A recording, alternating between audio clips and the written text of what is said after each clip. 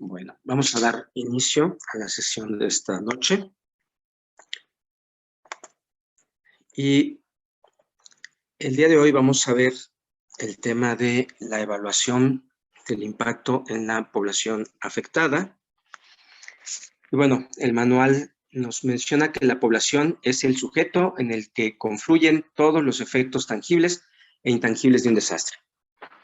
Y su correcta apreciación es esencial para el análisis general del evento y para la estimación de los daños en diversos sectores sociales, como pueden ser la educación, la salud y la vivienda.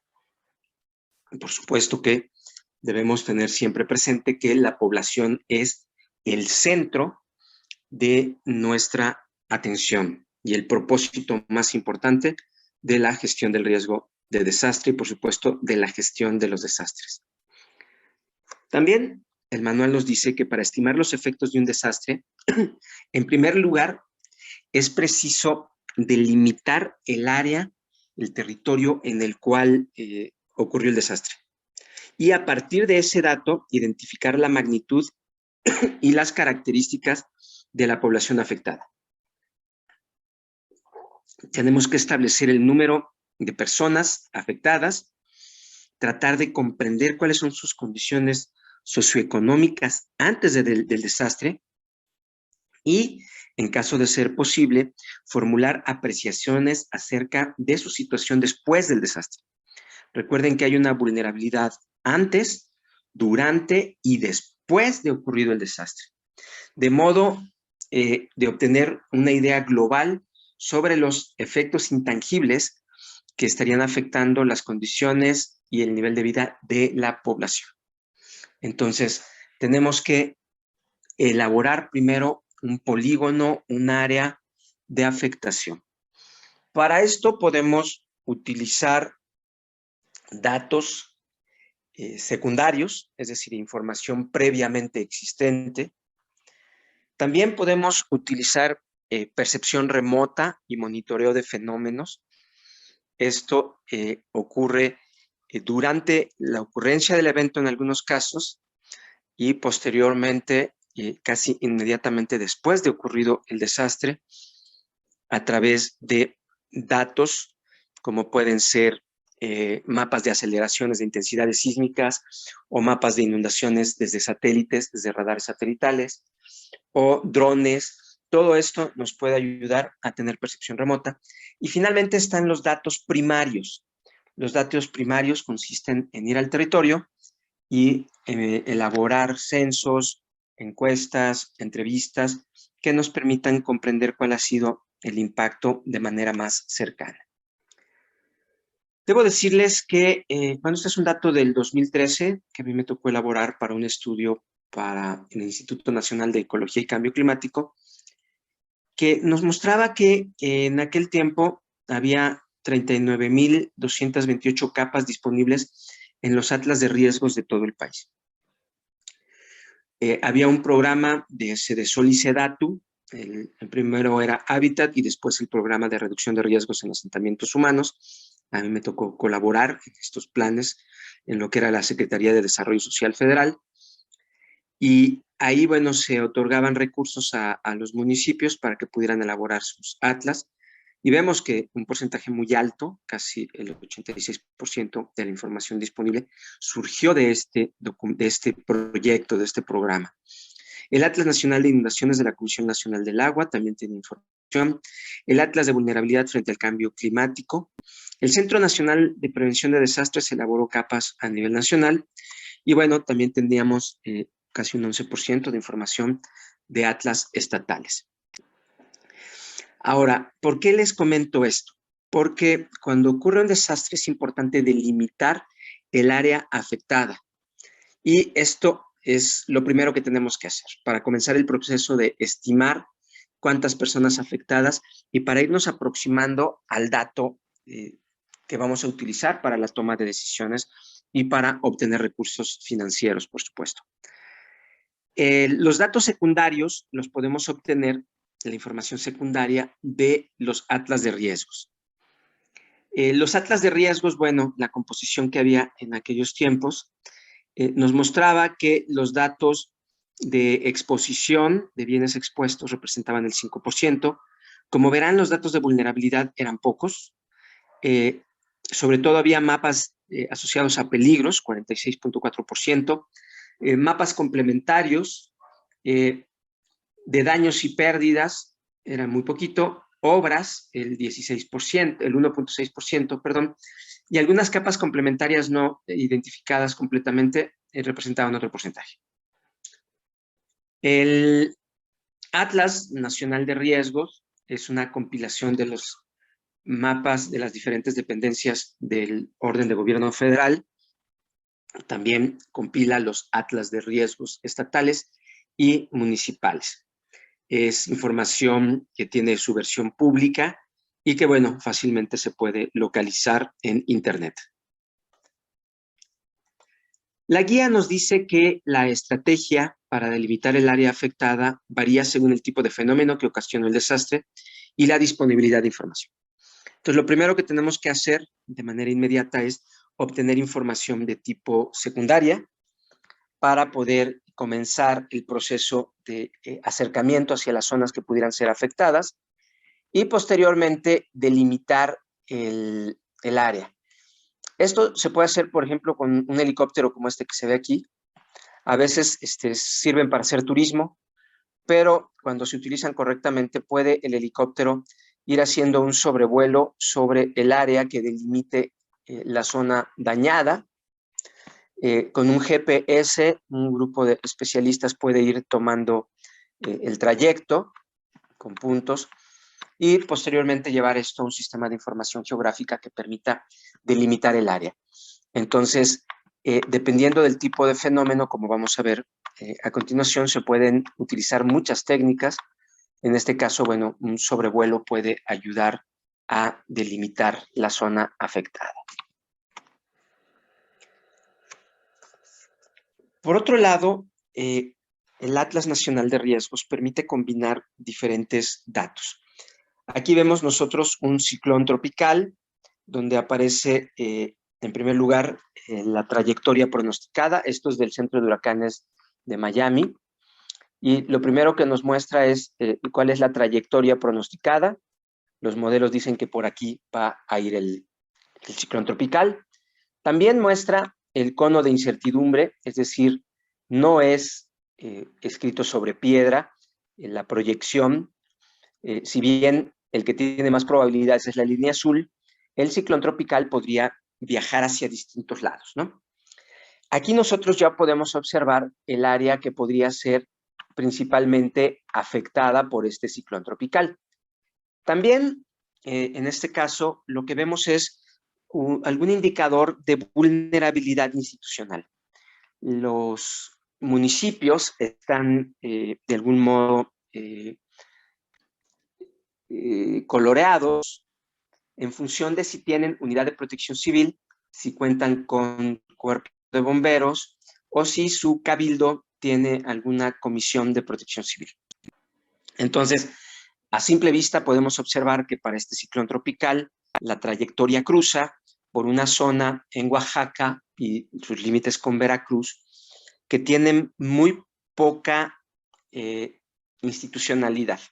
Es decir, la mayoría no cuenta ni con bomberos, ni con protección civil, ni con comisión de protección civil. Por lo tanto, esto ya nos ayuda a imaginar lo que podría ocurrir en ese lugar ante un peligro que está siendo monitoreado, pues no en tiempo real, pero sí periódicamente, casi en tiempo real. Y por otro lado, las condiciones de lo que hay en la zona de afectación del evento, ¿no?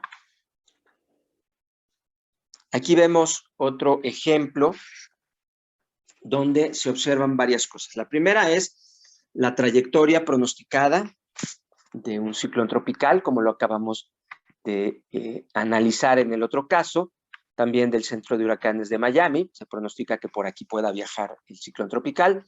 Hay un cono de incertidumbre, que ya dijimos es pues todas las variaciones que podría tener la trayectoria, que son menos probables, pero que podría moverse en cualquiera de esas direcciones. Adicionalmente, se observa también una imagen satelital de la nubosidad, es decir, Lo que se ve aquí son las nubes. Y finalmente, un aspecto que podría estar relacionado con la vulnerabilidad, en este caso de género, en la región, y nos muestra cuáles son los hogares con jefatura femenina. Mientras más rojo, hay más hogares con jefatura femenina. ¿Por qué es esto importante? Porque las mujeres que además de cumplir con pues sus funciones a veces laborales, pues tienen hijos, y esta doble jornada y estas múltiples responsabilidades hacen que pudieran sufrir mayores condiciones de daño ellas y las personas que habitualmente cuidan las mujeres y en estas condiciones de jefatura femenina, ¿no? Otro dato secundario que podemos encontrar es el Índice Nacional de Inundaciones, elaborado en primer lugar por instituciones de aseguramiento y mejorado también por el CENAPRED, el Instituto Mexicano de Tecnología del Agua, que nos muestra los sitios susceptibles a sufrir inundaciones. Y del lado derecho, bueno, vemos también los principales ríos y cuerpos de agua. Entonces, con esto podemos elaborar también un acercamiento a un desastre antes de tener datos de percepción remota y antes incluso de hacer levantamientos primarios, pues podemos acercarnos a las situaciones a partir de este tipo de mapas, ¿no? Existen algunas modelaciones de escenarios específicos. En este caso está para el río de la Compañía, diferentes escenarios de falla que nos muestran áreas que podrían verse afectadas. Dentro de las áreas de afectación, pues hay viviendas, hay escuelas, que son estas banderitas que se alcanzan a percibir, espero que se alcancen a ver ustedes con cierto detalle. Entonces tenemos estas banderitas, representan escuelas, aquí tenemos templos, mercados, todos estos puntitos que están aquí en color amarillo son del Directorio Nacional de Unidades Económicas. Entonces podemos obtener datos también de cuántas unidades económicas y qué impacto podría tener esto sobre las actividades productivas y sobre todo los medios de vida, ¿no? Entonces, estos siguen siendo datos de tipo secundario disponibles en los atlas de riesgos. El atlas de riesgos permite también hacer una consulta sobre sus bases de datos. Entonces, aquí vemos un polígono de una posible inundación, se cubre el polígono y se pueden obtener datos de lo que hay ahí adentro, ¿no? Vemos el recuadro, el atlas de riesgos. Bueno, este es en su primera versión, el sistema de análisis y visualización de escenarios de riesgos, que es, bueno, el padre de estos visualizadores y equipos de sistemas de información geográfica en Internet, en la web.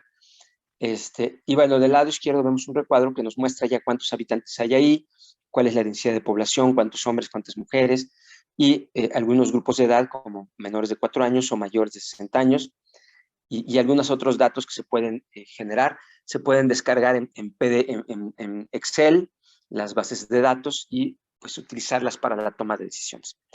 Entonces, evaluar un desastre implica, entre otras cosas, pues obtener datos de la población afectada. Entonces, se puede ir, pues por supuesto, delimitando, reduciendo esta zona afectada. Entonces, reducir el territorio marcado a aquellas áreas en que se había informado sobre víctimas o daños, después de compatibilizar cifras parciales, oficiales y extraoficiales, es decir, de distintas fuentes, vamos obteniendo información que nos permite ir delimitando, ¿no? Entre ellas, pues la información obtenida a partir de un análisis completo del contenido de la prensa, desde el día del desastre hasta las recogidas en reconocimientos en el mismo terreno y en las zonas afectadas. Entonces, la información que vamos a utilizar para ir delimitando y poder establecer el área afectada y cuántas personas han sufrido daños y pérdidas, pues se hace en un principio con las fuentes oficiales, las mejores que se tienen, que en México pues es el Atlas Nacional de Riesgos, pero pues también tenemos que irlo complementando con datos de prensa y datos de recorridos iniciales de algunos colegas que puedan haber ido al sitio. reportes de situación son muy valiosas.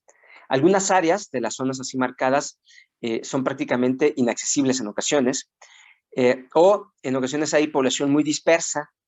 Entonces, aquí se dan algunos problemas cuando además los datos de los censos pues son poco confiables, ¿no? Es decir, cuando tienes datos de censos muy antiguos. Entonces, se busca generar un dato y para ello pues se pueden ir delimitando áreas, quitando los daños menores, excluyendo las áreas con menos afectación o menos reporte, hacer conjeturas, y bueno, tiene que haber un ajuste. Hay suposiciones aquí para evaluar los daños. Entonces, no es un trabajo sencillo, sino que es un proceso que va siendo progresivo hasta obtener datos más puntuales, ¿no? El Atlas Nacional de Riesgos, por ejemplo, aquí tenemos dato de intensidades, son intensidades de un sismo histórico del 19 de noviembre de 1912 en Acambay, Estado de México. Entonces, si volviera a ocurrir un sismo en esta zona y no tenemos datos suficientes, lo que podemos hacer es utilizar estos mapas históricos de intensidades para poder inferir cuál es la proporción de daños, ¿no? También hay datos de modelaciones elaboradas, esta encabezada por el doctor Mario Ordaz y un equipo de colegas del Instituto de Ingeniería de la UNAM, que nos muestra la distribución de aceleraciones en Gales, que es la unidad de aceleración, de una modelación, una simulación de lo que podría ser el sismo de la brecha de Guerrero. También se ven los principales caminos y los circulitos son unidades hospitalarias con una autoevaluación de hospital seguro. El color nos indica la importancia de la instalación. Las rojas son las unidades regionales más importantes y la letra nos indica el resultado de su evaluación.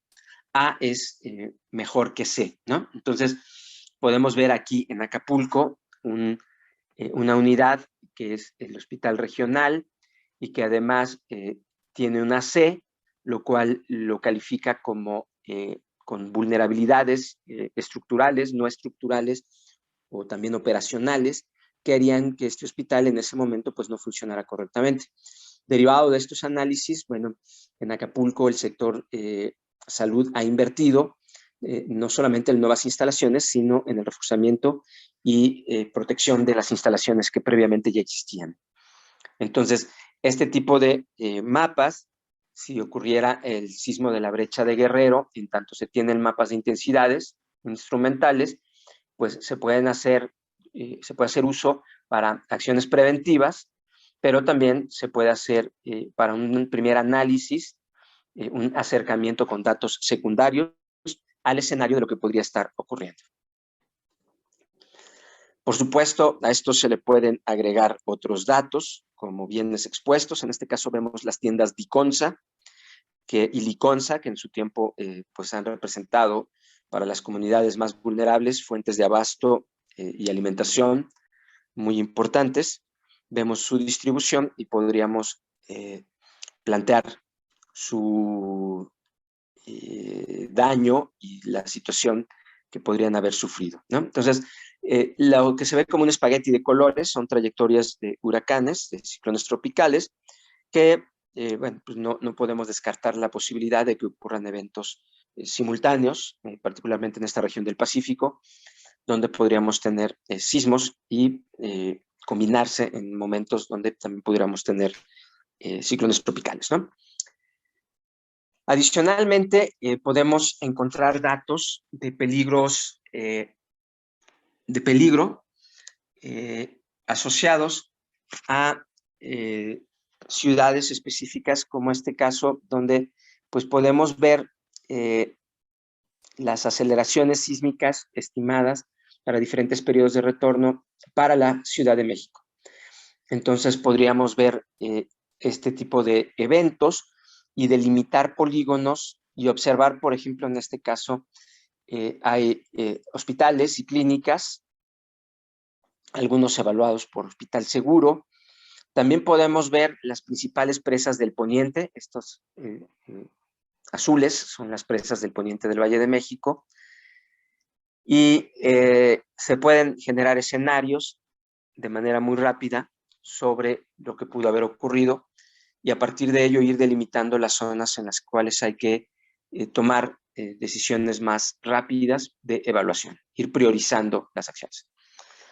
Bueno, esto que ven aquí es una modelación de un peligro por tsunami en las costas de Acapulco y bueno, se pueden ver para diferentes alturas del tsunami pues lo que podría estar expuesto. Algo interesante es que los tsunamis, como se ha visto, siguen las trayectorias de los ríos.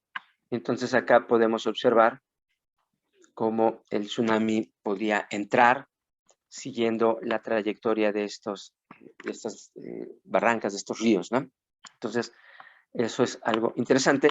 Entonces, bueno, si ocurriera un evento, pues antes de hacer un levantamiento, podríamos ver cuál es la altura aproximada, cuál de estos mapas se parece más a la altura estimada y a partir de ello comenzar una evaluación con datos secundarios. Los datos secundarios nos permiten hacer una aproximación y a partir de ellos pues también utilizar percepción remota o vuelos con aviones, helicópteros o drones que permitan delimitar las zonas y posteriormente hacer ya censos, levantamiento de datos más puntuales, ¿no? Entonces, como verán, el proceso es de una aproximación donde la información, los datos secundarios son muy valiosos.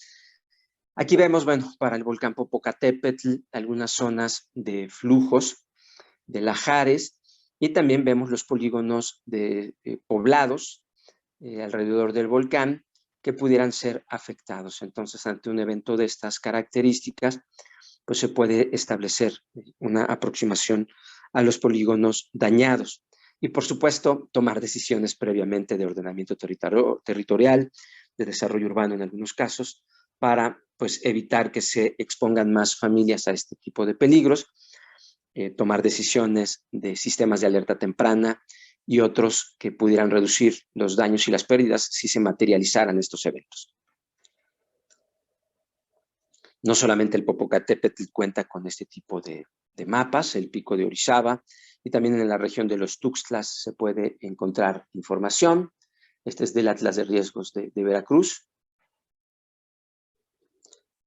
Para fenómenos menos fijos, sino fenómenos que pueden ocurrir en distintos sitios, como los accidentes por sustancias químicas, en este caso en el transporte, el Atlas de Riesgos tiene, esta es una actualización mayor, la que tiene el Atlas, por supuesto, incluye la guía de respuesta para casos de emergencia de sustancias químicas, que como ustedes saben, pues nos determina primero el tipo de producto con el número ONU, en el nombre, si se trata de un evento pequeño, un evento grande, si es de día, de noche, se puede establecer la dirección aproximada del viento y a partir de ello construir un polígono de evacuación. Pero también, si el evento ya se materializó, un polígono de afectación. Entonces, este tipo de instrumentos nos pueden ayudar para irnos aproximando. Por supuesto que si tenemos más datos del evento ocurrido y si es un evento de características químicas, se pueden hacer modelaciones en software más preciso, Aloha, Scree y otro tipo de software, y subir estos polígonos al mismo Atlas de riesgos y establecer las consultas de lo que hay dentro de cada uno de los polígonos y a partir de ello, por supuesto, construir estrategias no solamente de respuesta en el momento de la emergencia, sino estrategias también para la evaluación del daño y la estimación de los costos de un desastre de estas características. Por lo tanto, es importante ver que existen diferentes mapas de peligro, diferentes formas de obtener información acerca de los posibles peligros que podrían ocurrir o que ya se han materializado, por supuesto, en un evento. Hay datos de exposición de los sectores salud, educativo, transporte, equipamiento urbano, infraestructura hidráulica, unidades económicas, población, vivienda, que pueden ser de gran valor para evaluar desde los diferentes sectores el impacto que ha ocurrido. Incluso hay algunos bienes expuestos, particularmente del sector medio ambiente, en este caso, pues las áreas naturales protegidas y otro tipo de bienes que pudieran no ser tan frecuentes como museos y sitios arqueológicos, por ejemplo, ¿no? Por supuesto, el directorio de unidades económicas se puede consultar cuántas unidades económicas hay y, por supuesto, también se puede descargar y establecer las categorías de los diferentes sectores, sectores económicos, de manufactura, servicios primarios también. Entonces, el Atlas de Riesgos pues cuenta con datos que son censales. Por supuesto, los datos censales pueden variar en precisión y en actualidad. El manual nos dice que la estrategia para estimar la población del área afectada varía, pues por supuesto, de acuerdo con diferentes factores. La disponibilidad de información actualizada sobre la población, los censos, o de proyecciones, qué tan desagregado está, los principales cambios demográficos no previstos en alguna de las áreas que puedan invalidar los supuestos de las proyecciones o de los datos. Nosotros lo que vemos es que el Atlas de Riesgos pues utiliza datos de los censos y datos de proyecciones que pueden ayudarnos a estimar cuánta población podría ocupar los diferentes sitios, ¿no? Nos dice también que el manual, que los datos más frecuentemente utilizados provienen de los censos de población y vivienda disponibles y de las estimaciones y proyecciones de población derivadas de estos y de otras fuentes, ¿no? ¿Estas fuentes cuáles pueden ser? Pues, por supuesto, los datos oficiales y datos de estudios académicos. Esta información pues, puede complementarse con algunas encuestas ya de datos primarios y registros vitales o administrativos. Es decir, en terreno ya podemos complementar los datos de una manera más puntual, a partir, por supuesto, de algunos datos como encuestas, y pues lo más preciso son los censos, donde se va casa por casa obteniendo la información necesaria. Aquí nuevamente vemos el Atlas de Riesgos de Veracruz, y conocer la condición socioeconómica de las personas pues implica utilizar datos como la marginación por localidad o el rezago municipal, ¿no? Esos datos pues pueden ser de gran utilidad para poder delimitar también las características socioeconómicas de las personas afectadas. Algunos de estos datos a nivel municipal, por ejemplo, nuevamente vemos este ciclón tropical, su trayectoria más probable y el cono de incertidumbre, pero abajo vemos algunas características de las poblaciones de pueblos originarios. Entonces, vemos qué tanta presencia hay de población indígena, y también se puede dividir población indígena masculina y femenina, y estos datos censales pues, nos ayudan a comprender la problemática a la que nos podríamos estar enfrentando.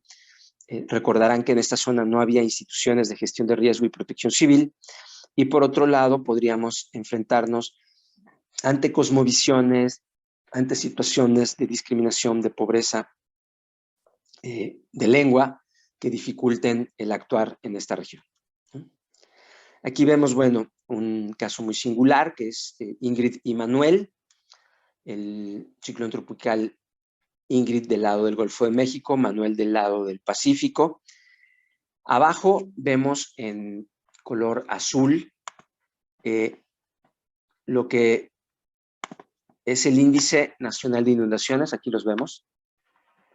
Y bueno, el Índice Nacional de Inundaciones nos dice cuáles son las zonas que podrían inundarse. Por otro lado, la imagen nos muestra las trayectorias pronosticadas con los conos de incertidumbre, como dijimos. Aquí están los conos de incertidumbre. Pero hay algo bien interesante que se ve abajo, que son, esto que está aquí, estos son los modelos de pronóstico de lluvias, que, bueno, tiene diferentes colores, pero las más intensas, pues parece que son estas zonas de aquí, ¿no? Entonces podemos observar las zonas donde va a llover más fuerte, según el modelo general de lluvias. También podemos identificar, pues, las zonas que tienen mayor susceptibilidad a ser inundadas. Y con esto, pues podemos elaborar escenarios que nos permitan saber en qué sitios podríamos tener efectos de viento, efectos de marea por el mismo ciclón tropical, en donde se podrían estar acumulando las lluvias y que además pudieran estar afectando zonas susceptibles a la inundación. Entonces, no necesariamente tenemos que esperar a que se materialicen los daños y las pérdidas, sino que a partir de estos datos se puede uno adelantar a las ocurrencias de daños y pérdidas y también tomar medidas de precaución o utilizar estos datos para establecer los escenarios de lo que ocurrió en determinados lugares, ¿no? Entonces, marcar en un mapa político-administrativo todo el territorio en el que la población sintió el sismo puede ser de utilidad.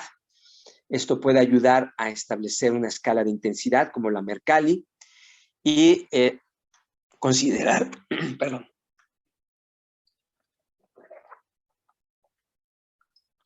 perdón, y considerar que una intensidad Mercalli arriba de 5 pues ya puede representarnos daños y pérdidas. Pues utilizar la percepción puede ser de utilidad, pero hoy en día, particularmente en México, pues ya existen otro tipo de instrumentos. Aquí vemos los mapas de intensidades representados en gales, en centímetros sobre segundo al cuadrado, que de algún modo nos pueden ayudar a delimitar las zonas donde las intensidades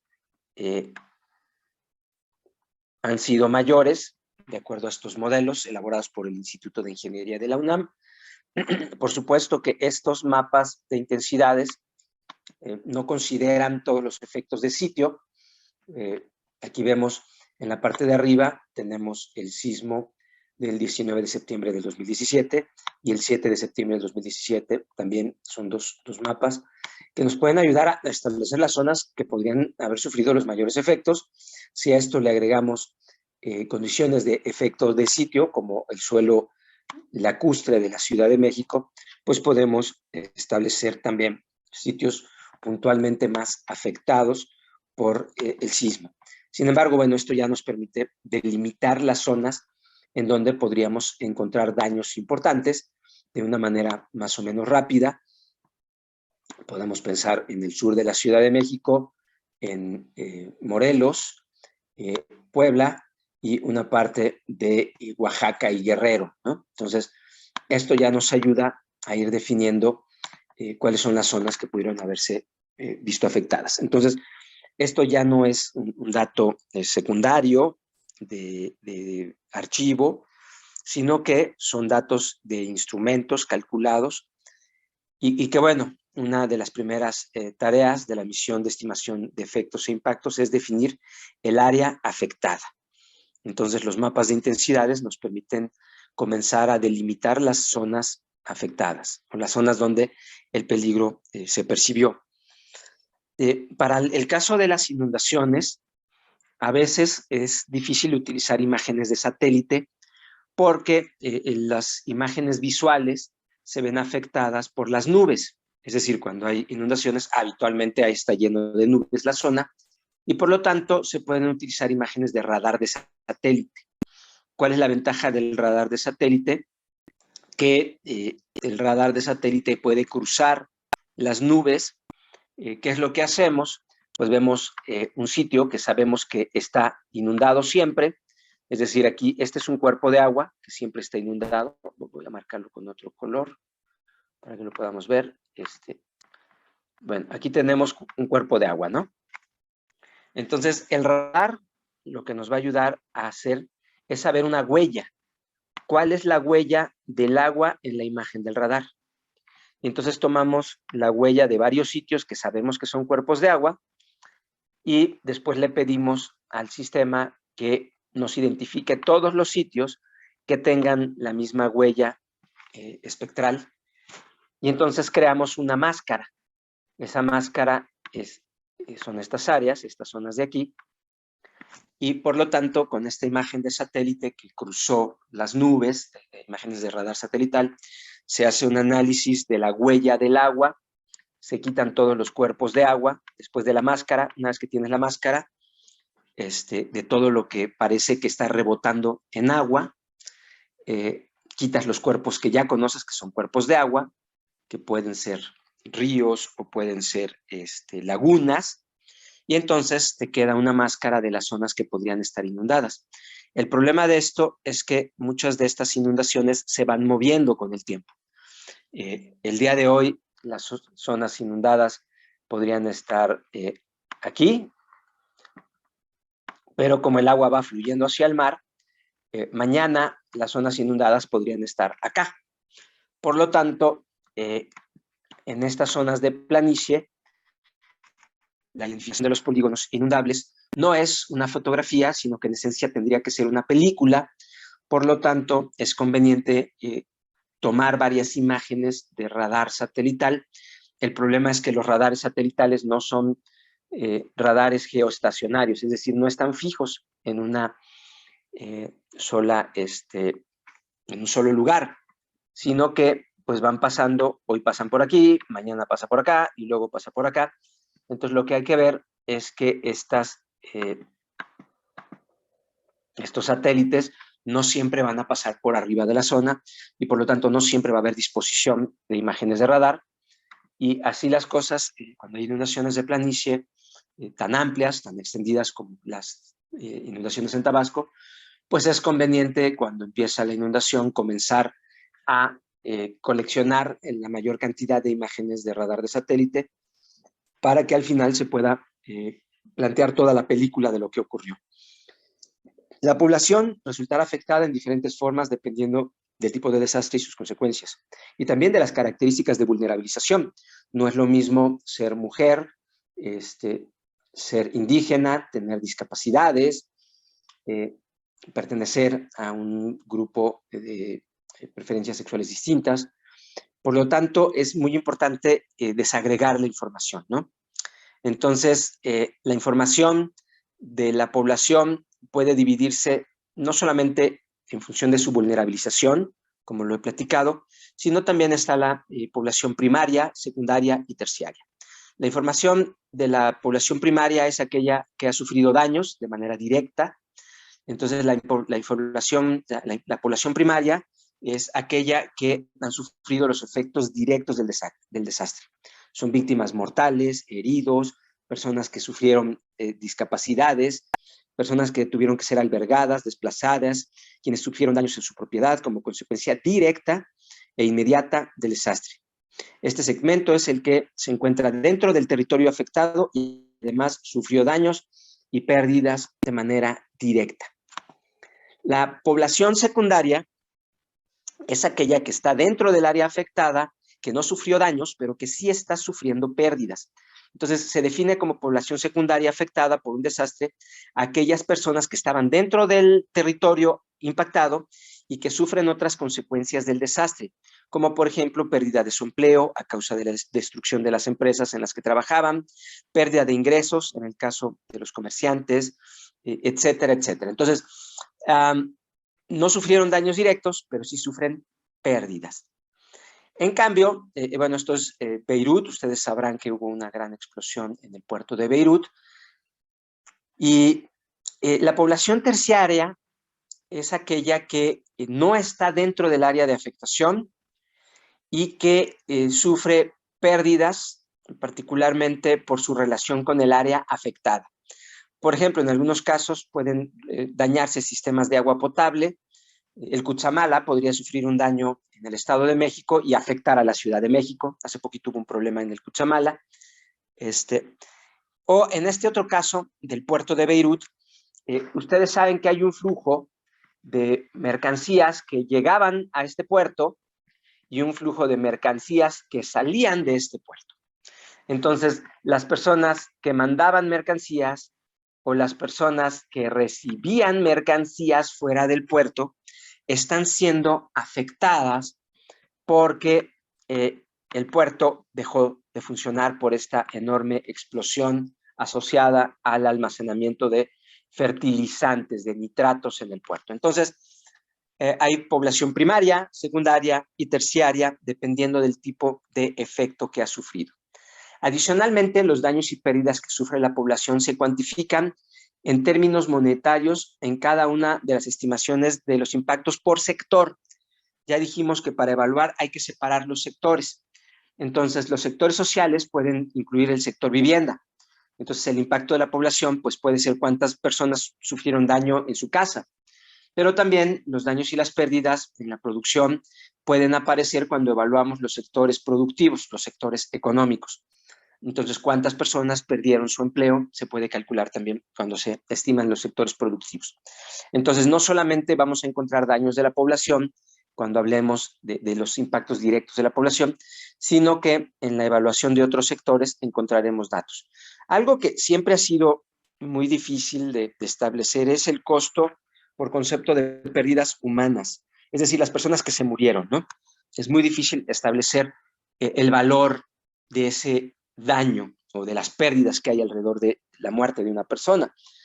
¿Por qué? Porque habitualmente hemos dicho que los bienes expuestos se pueden medir en términos de su valor económico, en términos de su valor estratégico y afectivo.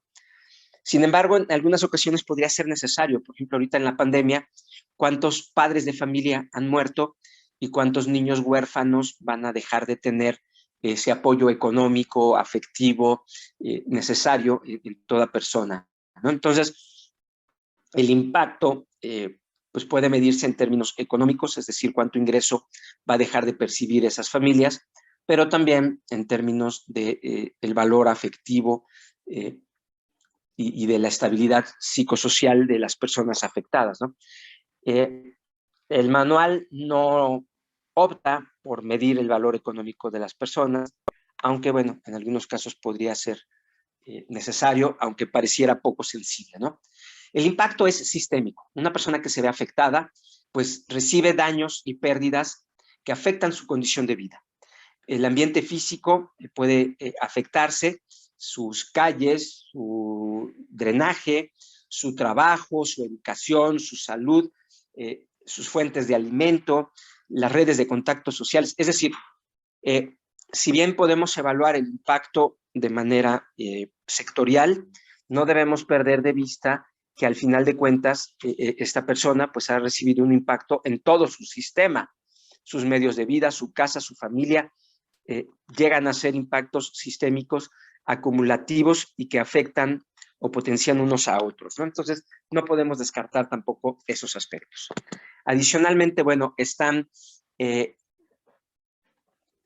condiciones que son más sutiles, ¿no? Porque se ha observado y medido episodios de depresión, angustia, fatiga, nerviosismo. Nosotros mismos lo hemos estado viviendo durante esta pandemia. Irritabilidad, pérdida del apetito, alteraciones del sueño y síntomas psicosomáticos como diarreas, jaquecas y otros durante la fase de emergencia y las siguientes fases, ¿no?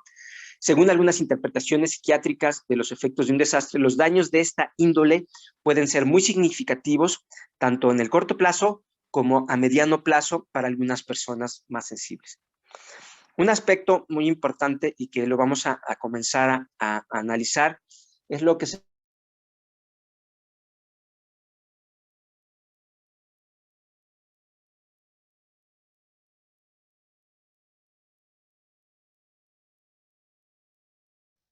muy importantes ocurridos en la población por la pandemia.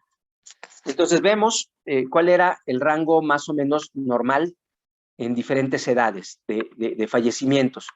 Entonces aquí vemos que esto pues era lo normal, ¿no? Por otro lado, vemos para el año 2019 cuál fue lo ocurrido, y vemos que, bueno, en 2019 pues entraba dentro del rango mínimo, pero normal, en este caso, y luego ya con pandemia podemos ver en el año 2020, ¿no? Entonces, observen una cosa, en este caso, para el grupo de edad entre 0 y 4 años, el número de fallecimientos fue menor que el esperado, es decir, estamos por debajo del rango de referencia. Para el caso de 5 y 14 años, también es un poquito por debajo del rango de referencia. Entre 15 y 24 años vemos que está dentro del rango de referencia. ¿Por qué? Pues porque estos rangos de edad durante la pandemia permanecieron guardados en sus casas. No trabajaron, no tuvieron que salir a exponerse al virus. En cambio, cuando nosotros observamos ya entre 25 y 44 años, observamos que el número de fallecidos está por arriba del rango de referencia. Y si nos vamos a este otro grupo, vemos también que es mayor, y si nos vamos a las personas mayores, vemos que es mayor.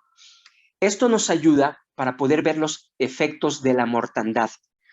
Es qué tanto creció el número de fallecidos con respecto a la media, a lo esperado, al rango de referencia normal, ¿no? Entonces, los efectos directos sobre la mortandad están representados por las muertes cuya causa inmediata haya sido el desastre y que comúnmente integran el registro de víctimas fatales. Sin embargo, también hay efectos indirectos que dan lugar a defunciones en el corto y mediano plazo. Entonces, cuando hay un desastre, es útil utilizar la línea base. Y aquí esta idea de la línea base es muy importante porque, bueno, la línea base es el promedio de lo que venía ocurriendo y lo podemos comparar. Aquí la línea base sería por aquí el promedio. Todo lo que está por arriba de la línea base lo podemos atribuir, en este caso, a la pandemia, o en otro tipo de desastres se utilizan estas técnicas donde se considera el promedio, la línea base, y posteriormente se mide lo que ocurrió y toda la diferencia entre la línea base y lo registrado se puede atribuir a la situación de desastre. La línea base no solamente se utiliza para muertos o para heridos, sino que se puede utilizar para producción. ¿Cuántos autos se vendían? ¿Cuántos kilos de tortillas se vendían antes del desastre y cuántos se vendieron después o durante el desastre?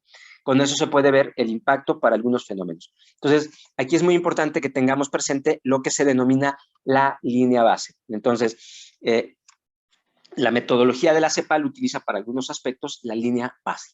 Para evaluar el impacto demográfico específico de la mortalidad por edades y promedios de vida de la población, habrá que obtener información sobre edad y sexo en el caso de las muertes directas e indirectas, si ello es posible. Entonces, aquí que vemos, la línea negra, pues podría ser la línea base. Esta es nuestra línea base. Y aquí podríamos tener la sobremortandad en mujeres, que podría ser este gráfico de acá. No se nota mi línea, pero bueno, esta podría ser la mortandad en exceso de mujeres, y por otro lado podríamos tener la mortandad en exceso en varones, y en su conjunto tendríamos la mortandad en exceso desagregada por edad, por sexo, como vimos en el gráfico anterior, elaborado para algunos meses de la pandemia y para diferentes rangos de edad. Aquí no está diferenciado por sexo, sino que está diferenciado por edades. Algo importante es que los efectos indirectos en la fecundidad son menos fáciles de determinar.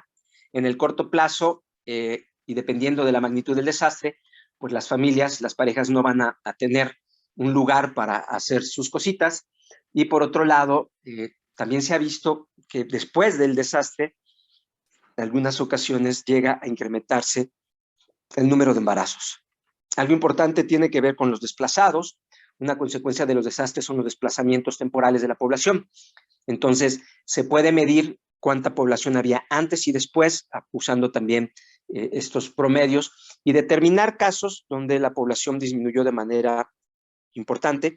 En el volcán Chichonal, en 1982, los efectos del volcán fueron tan grandes, quedaron cubiertas las tierras, pero la población Zoque particularmente tuvo que ser desalojada, tuvieron que ir a vivir a otros sitios, y bueno, durante muchos años han mantenido su lucha para regresar al sitio original. Entonces, podemos ver cambios en la cantidad de personas. En muchos casos, la información sobre el número de víctimas suele ser recolectada por diferentes instituciones y eso puede generar duplicidades. Por otra parte, la cifra de desaparecidos, que en muchos casos se agrega a las víctimas fatales, puede exagerarse y de repente no estaba muerto, estaba de parranda y aparece la persona desaparecida y eso puede duplicar también el dato. La estimación del número de damnificados presenta otro problema muy serio, dado que la cifra va cambiando dependiendo del momento en el que se mida y en el que se haga el conteo durante la atención de la emergencia y posterior en los albergues. Entran y salen personas. Además, muchas veces la información no se recoge desagregada por sexo, edad, perteneciente a algún grupo étnico y otras características de vulnerabilización socioeconómica o social, ¿no? Finalmente, casi para terminar, este estudio me interesó mucho de Chile para mayores de edad con síntomas de estrés postraumático. En términos generales, podemos decir que después del sismo y tsunami de Chile se hizo esta evaluación y vemos que los hombres sufren menores condiciones de estrés postraumático que las mujeres. Esto es muy interesante porque podríamos ver que las mujeres están sujetas a mayores vulnerabilidades, a mayores presiones, incluso a mayores condiciones de daño, de pérdida. Antes, durante, están sujetas a mayor violencia y después, pues en muchas ocasiones, la resiliencia les es más complicada justamente por las condiciones de género. Otro tema tiene que ver con la pobreza. Este es un estudio también que considera cuál es la condición del quintil. Los más pobres son el primer quintil y los más ricos o los menos pobres es el quintil quinto. Entonces, ¿qué ocurre? Si ustedes observan, simplemente mencionar que las personas más pobres, el 13% sufrió estrés postraumático. En cambio, conforme nos alejamos a los quintiles que tienen más recurso económico, por supuesto, las condiciones comienzan a ser más favorables y el impacto de estrés postraumático se vuelve menor. Por lo tanto, las condiciones de pobreza sí pueden ayudarnos a entender quiénes pudieran tener mayor impacto en términos no solamente económicos, sino también en términos sociales, biopsicosocialmente. Y con esto daríamos